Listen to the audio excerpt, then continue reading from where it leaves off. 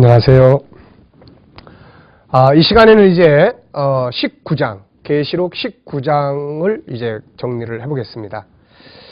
자, 이제 18장까지는 이제 그렇게 인본주의화된 세상, 적그리스도와의 싸움 뭐 이런 여러 가지들을 다 다루고, 이제 19장은 이제 예수 재림의 장입니다. 그래서 주님의 재림의 장, 그리고 이제 20, 21, 22장 바로 하나님의 나라의 영광스러운 장면을 이제 우리가 이제 공부하게 되겠습니다. 자, 19장을 한번 보시죠. 이제 19장은 먼저 이제 1절부터 10절까지는 할렐루야가 계속 이제 등장합니다. 여기에 할렐루야가 여기에 한 번, 19장 1절에 할렐루야 구원과 영광과 능력이 우리 하나님께 있도다. 그 다음에 3절에 두 번째 가로되 할렐루야. 그 다음에 네 번째 할렐루야. 4절에 할렐루야. 그 다음에 6절에 또 할렐루야. 그래서 이렇게 네 번 나옵니다. 근데 네 번 나오는데 그 사건은 두 가지가 등장을 해요. 왜 할렐루야를 하느냐? 네. 왜 할렐루야를 하느냐? 할렐루야라는 말이 무슨 말입니까? 할렐루야라는 말은 하나님을 찬송하라, 찬양하라. 그런 뜻이죠. 왜 하나님을 찬양해야 합니까? 여기서 첫 번째 이유는 하나님의 심판은 공의롭기 때문이다. 이렇게 이야기해요. 공의, 심판, 공의로운 심판. 자, 1절, 2절을 보겠습니다. 이후에 내가 들으니 하늘의 허다한 무리에 큰 음성 같은 것이 있어 가로되 할렐루야 구원과 영광과 능력이 우리 하나님께 있도다. 그의 심판은 참되고 의로운지라. 음행으로 땅을 더럽게 한 큰 음녀를 심판하사 자기 종들의 피를 그의 손에 갚으셨도다. 이제 공의의 심판, 네. 공의의 심판이 이루어졌어요. 그래서 하나님을 찬양하자. 그래 이제 3절 두 번째 할렐루야가 나옵니다. 그리고 연기가 셋으로 올라가고 그 다음에 4절에 24장로와 네 생물이 엎드려 보좌에 앉으신 하나님께 경배하여 가로되 또 아멘 할렐루야 이렇게 나옵니다. 그 다음에 5절에는 물론대수하고 우리 하나님께 찬송하라. 네. 그리고 6절에 또 허다한 무리의 음성 같고 많은 물소리가 큰 내성과 같아서 가로되 이제 두 번째 이유가 나오죠. 할렐루야는 네 번 나오는데 이유는 두 가지입니다. 할렐루야 주 우리 하나님 곧 전능하시니가 통치하시도다. 하나님의 나라가 이제 임한다는 거죠. 하나님이 통치하시는. 네. 다니엘이 다니엘서 2장 44절에서 하나님이 한 나라를 세우시리니 국권이 다른 사람에게 넘어가지 아니하고 세세토록 통치하시는 그 역사를 이야기하고 있잖아요. 드디어 하나님의 나라, 에덴 동산의 실물이었던 하나님의 나라가 세상의 모습을 드러내게 되는 것입니다. 그렇기 때문에 할렐루야 하나님을 찬송하는 거예요. 우리가 즐거워하고 크게 기뻐하여 그에게 영광을 돌리세. 그러면서 여기에 이제 하나님의 나라에서의 잔치를 이야기합니다. 잔치. 이게 바로 어린 양의 혼인잔치. 어린 양, 예수 그리스도의 성도들과의 잔치죠. 잔치. 네. 자, 그런데 이 잔치에 참여하는 사람들이 바로 복이 있다. 9절에 보면 천사가 내게 말하기를 기록하라. 어린 양의 혼인잔치에 청함을 입은 자들이 복이 있도다. 사람이 세상에 와서 살면서 여러 가지 많은 일을 겪고 갑니다마는 정말로 인간이 우리가 보통 세상에 살면서 복 많이 이야기하잖아요. 뭐 여러 가지 복이 많습니다. 그런데 정말로 놓쳐서는 안 될 복, 반드시 받아야 될 복은 어린 양의 혼인잔치, 하나님의 나라의 영광의 잔치에 참여하는 복이에요. 이거 없으면 다 허무한 일이에요. 다 아무것도 아니에요. 세상에서 아무리 많은 부귀영화를 누리고 즐거움을 누렸다 한들 무슨 의미가 있습니까? 젊었을 때는 미래에 대한 경험을 아직 안 하고 기대치가 많기 때문에 해야 될 일도 많고 또 가지고 싶은 것도 많고 또 해보고 싶은 일도 많아요. 그러나 나이가 들어가 보면은 다 해보고 나면 그게 아무것도 아니다. 솔로몬이 전도서 2장 1절로 11절에서 이야기한 솔로몬이 전도서에서 고백한 내용들이 저절로 느껴집니다. 만약에 그 안에 복음이 빠져버린 인생을 살았다면 그건 아무것도 아니에요. 결국 남는 것은 이거 아닙니까? 이거. 하나님의 나라의 영광에 참여하는 이것만이 남는 것이에요. 그래서 이게 없는 인생은 진짜 불쌍한 인생이에요. 아무리 많은 걸 누리고 즐거움을 누린다 할지라도 이거 없는 인생은 다 아무것도 아니에요. 정말 불쌍한 겁니다. 네, 불쌍한 건 뭐 정말 다른 게 아니라 바로 이것을 여기에 참여하지 못하는 인생을 사는 사람들이 그게 불쌍한 거죠. 그래서 혼인잔치의 청함을 입은 자들이 복이 있다. 그런데 이들이 입고 있는 옷이 있어요. 옷. 이 옷이라는 것 참 중요한 것입니다. 옷. 네, 혼인잔치에 들어가기 위해서 입고 있는 옷이 참 중요한데 마태복음 우리가 22장을 보시면 예수님께서 이 혼인잔치에 초청하셨잖아요. 근데 혼인잔치에 처음에 초청받은 사람들 참석 안 하니까 그 다음에 동서남북에서 다 불러 모아라 해가지고 다 불러 모았어요. 그런데 나중에 가서 어떤 일이 벌어집니까? 22장 그 11절에 보면은 임금이 손을 보러 들어올세 거기서 예복을 입지 않은 한 사람을 보고 가로되 친구여 어찌하여 예복을 입지 않고 여기 들어왔느냐? 그 쫓겨나는 거예요. 예복을 안 입고 들어온 사람이 쫓겨나는 거예요. 이 옷. 네, 그게 굉장히 중요한 것입니다, 이거. 자, 그 다음에 또 계시록 16장도 한번 보십시오. 16장에 보면은 이런 말씀 나오죠. 15절에 보라 내가 도적같이 오리니 누구든지 깨어 자기 옷을 지켜 벌거벗고 다니지 아니하며 자기의 부끄러움을 보이지 아니하는 자가 복이 있도다. 자, 헐벗고 다니지 않는 자, 옷을 벗고 다니지 않는 자가 복이 있다 이런 이야기예요. 신랑이 신부 데리러 왔어요. 그랬더니 신부가 옷을 다 벗고 돌아다닌다면은 이거 데리고 가겠습니까? 아니라는 거죠. 그래서 신랑 대신 예수 그리스도를 기다리는 성도들은, 신부된 성도들은 반드시 입어야 될 예복이 필요한데 이것 때문에 또 이단들이 많이 등장하지 않습니까? 그래서 흰옷감 띄어다가 뭐 산속에 들어가서 입고 자기들끼리 흰옷 입고 뭐 거기서 이제 자기들이 옷 만들어 입고 하는 주님을 기다리는 사람들도 있고 이게 다 이단들의 잘못된 개념들이에요. 자, 그러면 이제 이 옷에 대해서 한번 좀 살펴볼게요. 먼저 이사야서를 한번 보십시오. 이사야서를 보시면은 이 옷에 대한 이야기를 쉽게 이해할 수 있도록 기록된 말씀이 있습니다. 자, 61장입니다. 61장. 역시 이 이사야 61장도 하나님의 영광스러운 날이 임할 때 성도들이 정말 영광 가운데 있게 되는 장면을 이야기하고 있습니다. 근데 여기서 10절을 보시면은 이렇게 말씀하고 있어요. 61장 10절. 내가 여호와로 인하여 크게 기뻐하며 내 영혼이 나의 하나님을 인하여 즐거워하리니 이는 그가 구원의 옷으로 내게 입히시며 의의 겉옷으로 내게 더하심이 신랑이 사모를 쓰며 신부가 자기 보물로 단장한 같게 하셨습니다. 자, 두 가지 옷이 나옵니다. 첫째는 구원의 옷이 나와요. 구원의 옷. 네, 구원의 옷. 두 번째는 뭐가 나옵니까? 네, 두 번째는 의의 겉옷이 나와요. 의의 겉옷. 의의 겉옷. 네. 네. 자, 첫 번째는 뭐예요? 구원의 옷. 네. 두 번째는 의의 겉옷입니다. 의의 겉옷. 자, 그러니까 이 구원의 옷은 뭘 이야기할까요? 자, 이 부분에 대해서는 우리가 요한계시록 7장을 한번 보십시오. 7장. 요한계시록 7장을 보시면은 자, 구원의 옷에 대한 이야기가 나옵니다. 구원의 옷. 요한계시록 7장. 9절에 보면은 수많은 사람들이 흰옷 입고 있습니다. 14절 내가 가로되 내 주여 당신이 알리다니 그가 나더러 이르되 이는 큰 환난에서 나오는 자들인데 어린 양의 피에 그 옷을 씻어 희게 하였느니라. 자, 구원의 옷은 어린 양의 피에 씻은 옷이에요. 네. 어린 양의 피. 네. 자, 22장 14절도 그 두루마기를 빠는 자들, 어린 양의 피에 빠는 자들이 복이 있다 그럽니다. 바로 죄사함 받은 거죠. 죄사함 받음. 네. 이것을 흰옷, 네. 이게 흰옷이에요. 네. 우리가 옷 입으면 속옷 입고 겉옷 입고 그러잖아요.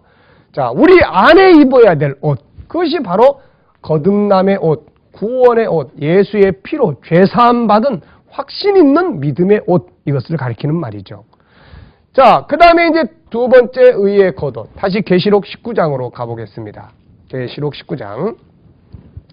자, 계시록 19장. 보십시오. 여기서는 뭘 이야기하고 있느냐.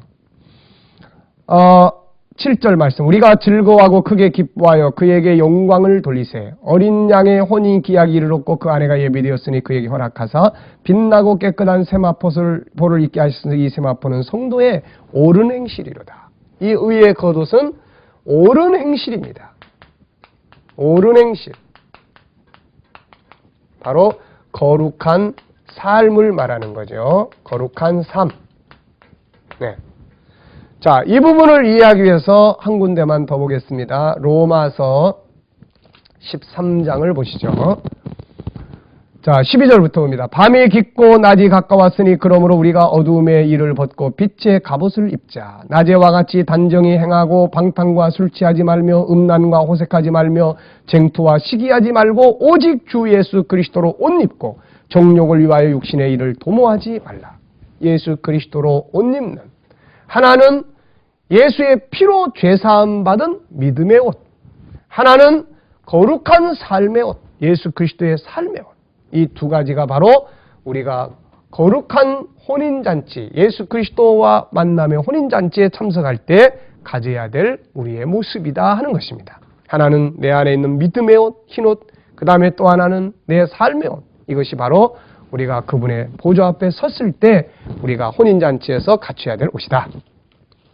마지막 때가 돼갈수록 사람들은 이 두 가지 옷을 다 벗어버리고 있습니다. 교회는 다니는데 죄사함의 확신이 없다든지 구원이 없다든지 또 예수는 믿는데 바로 인본주의적인 방탕과 타락의 삶 속에서 그냥 자기를 더럽히며 살아간다든지 이런 부분들이 바로 마지막 때에 조심해야 될 그런 내용이 되는 것이죠. 자, 계시록 19장의 이야기를 다시 한번 살펴보도록 하겠습니다. 자, 그래서 이제 그 1절부터 9절까지는 바로 이제 할렐루야에 관한 이야기입니다. 그리고 어린 양의 혼인 잔치에 이제 참석하는 자들이 복이 있다. 그래서 할렐루야가 왜 나왔어요? 첫 번째는 세상을 심판하시는 하나님은 공의로우신 분이다. 그래서 공의의 하나님이기 때문에 세상을 할렐루야 하는 것이다. 두 번째는 하나님의 통치, 이제 하나님 나라가 임했기 때문에 이 하나님 나라의 임재하심을 다른 말로 말하면 어린 양의 혼인 잔치 이렇게 설명하고 있죠. 자, 이렇게 이제 이런 상황을 쫙 보았던 이제 사도 요한이 너무 감동을 받았어요. 그러다 보니까 어때요? 사람이 감동을 받으면 어떻게 합니까? 누군가에게 막 고맙다고 말을 하고 싶어 하죠. 누군가에게 막 인사하고 싶어 합니다. 그래서 사도 요한은 여기서 그냥 옆에 있는 존재한테 엎드려서 경배하려고 합니다. 10절. 내가 그 발 앞에 엎드려 경배하려 하니 그가 나더러 말하기를 나는 너와 및 예수의 증거를 받은 내 형제들과 같이 된 종이니 삼가 그리하지 말고 오직 하나님께 경배하라. 예수의 증거는 대언의 영이라 하더라. 자, 이 천사는 자기의 주제를 아는 천사입니다. 천사는 경배의 대상이 아니잖아요. 요한은 지금 유대인들의 그 습관 중에 하나가 항상 천사들이 그 유대인들의 역사 속에 이스라엘의 역사 속에 등장하다 보니까 천사가 막 절대적 존재예요. 그래서 골로새서 2장에 보면은 막 천사를 숭배하는 존재, 우상 숭배처럼 하는 존재들까지 있을 정도로 문제가 심각했던 거죠. 요한도 어떤 면에서는 유대인이기 때문에 그런 어떤 습관이나 이런 것들을 가지고 있었던 것 같아요. 기쁘니까, 감사하니까 그냥 옆에 있는 존재한테 엎드려서 경배하려고 하는데 이 천사는 나는 너와 같은 종이다. 이렇게 하지 마라. 자기 주제를 압니다. 마귀는 이걸 못해가지고 타락해버렸던 거죠. 우리는 하나님의 일을 하면서 반드시 이런 거 조심해야 됩니다. 내가 영광 받으려고 하면 안 돼요. 열심히 일해놓고 나는 비켜서고 주님을 드러낼 수 있는 그런 겸손함의 자세를 가져야 되죠. 자, 그리고 이제 11절부터는 예수의 재림의 장면입니다. 재림의 장면이에요. 재림의 장면. 예수님께서 이제 백마를 타시고 재림하십니다. 불꽃 같은 눈, 머리에 면류관을 쓰시고 그리고 피 뿌린 옷을 입고 그리고 13절의 이름은 하나님의 말씀이라 칭하고 성경 66권을 다 정리해 놓은 겁니다. 성경 66권 속에 나타나는 만왕의 왕 되신 주님, 진실과 충실이신 그분, 우리를 위해 피 뿌려주신 그분은 만물을 말씀으로 지으시고 통치하신 그분, 요한복음 1장 1절에서 태초에 말씀이 계셨다 이렇게 말씀하고 있잖아요. 그 모든 것을 총칭한 모습으로 그분이 강림하는 거예요. 하늘에 있는 군대들이 희고 깨끗한 세마포를 입고 백마를 타고 그를 따릅니다. 수많은 하늘의 군대와 천군 천사들이 그를 따라서 성도들이 함께 내려오게 되는 것이죠. 그 입에서 이한 검이 나오니 만국을 치겠고 친히 저희를 철장으로 다스려 이제 만국을 심판합니다. 맹렬한 진노의 포도주 틀을 밟겠고 그 옷과 다리에 이름 쓴 것이 있으니 만왕의 왕이요 만주의 주라. 주님의 모습입니다. 그리고 이제 17절부터는 이제 마지막 이 땅에 모여있는 무슨 전쟁이 있어요? 아마겟돈입니다. 아마겟돈. 여기에 이제 여기에 모인 자들을 심판하시는 모습을 보여주고 있습니다. 네. 자, 요 부분에 대해서는 요엘서 3장 그리고 또 스가랴서 12장부터 14장 네. 그리고 요한계시록 19장 바로 이 부분 네. 이 부분이 거의 비슷한 상황을 보여주고 있습니다. 스가랴서 한번 볼까요? 스가랴서 구약 성경입니다. 스가랴서 12장부터는 마지막 시대를 다루고 있습니다. 그래서 12장에 보면은 천하만국이 예루살렘을 치러 온다.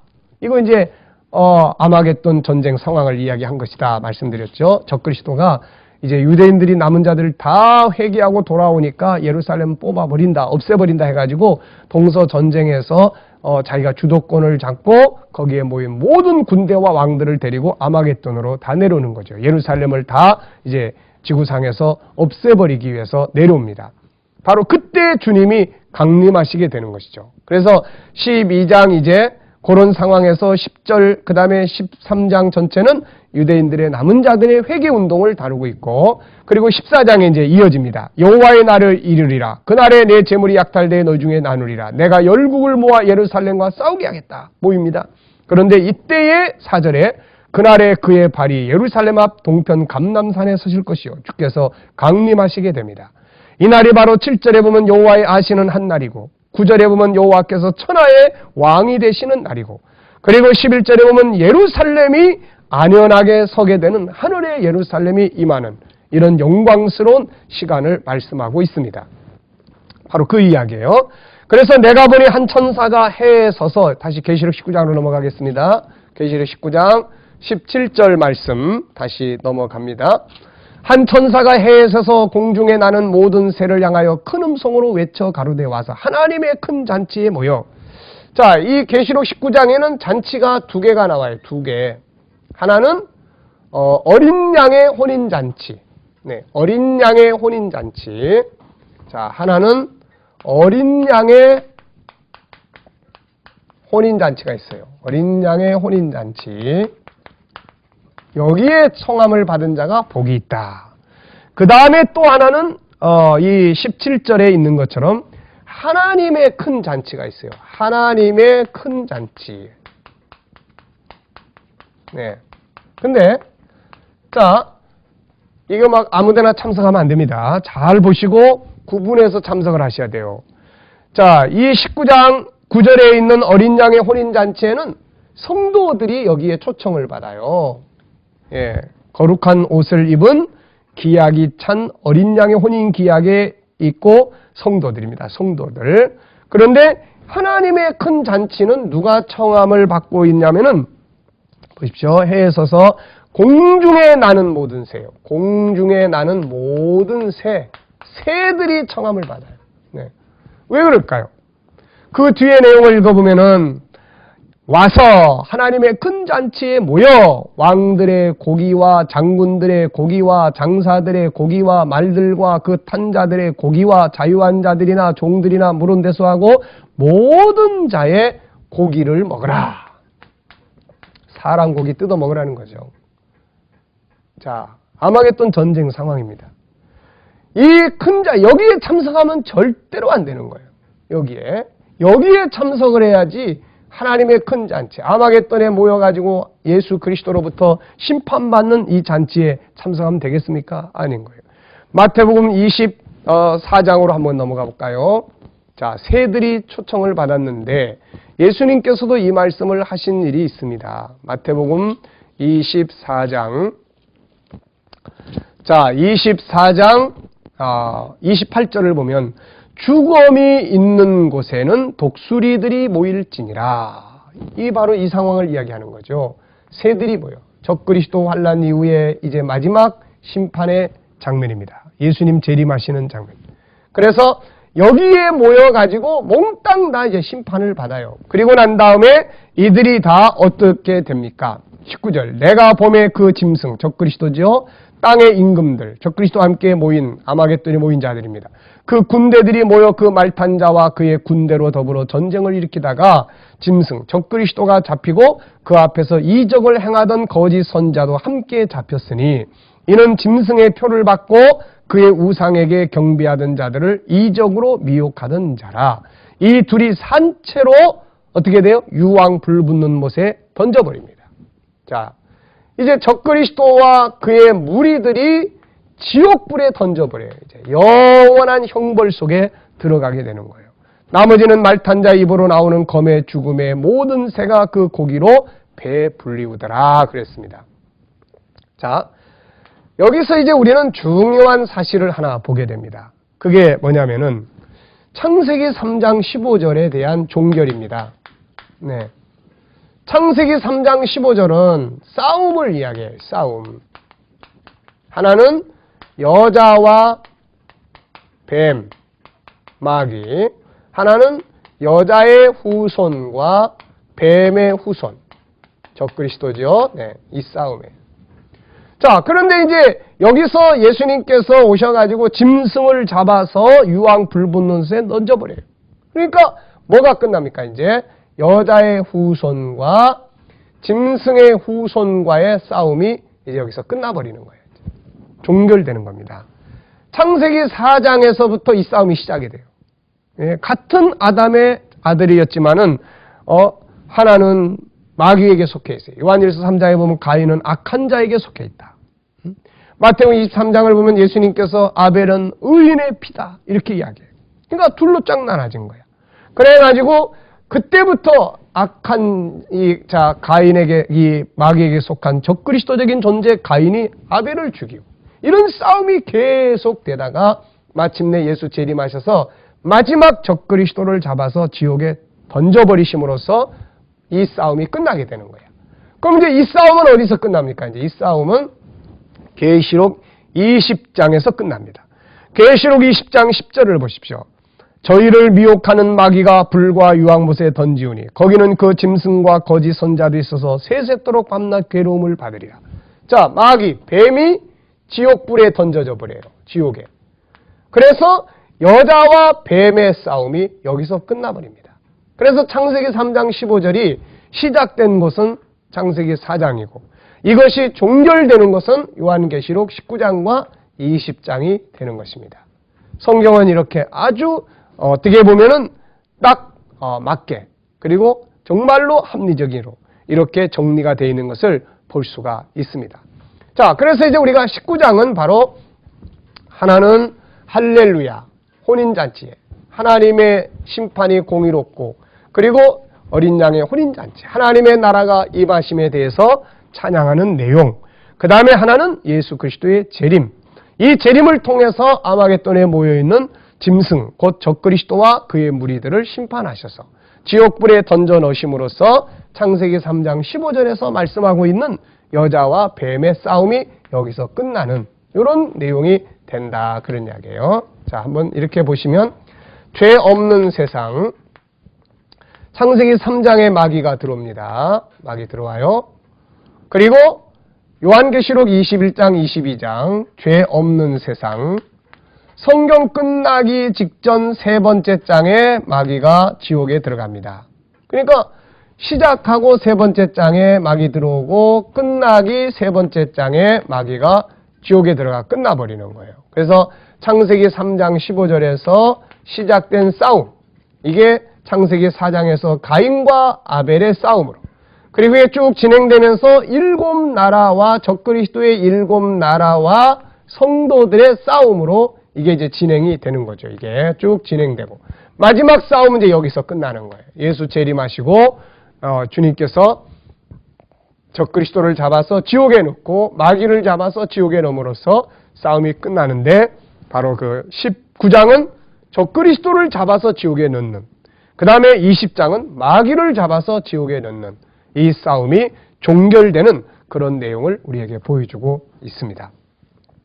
자, 19장 예수님의 재림장입니다.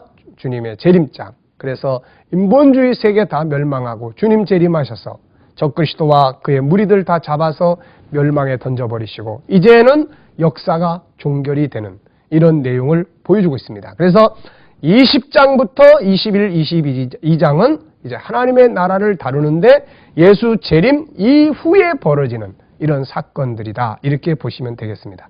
자, 이 시간 강의는 여기서 마치도록 하겠습니다. 수고하셨습니다.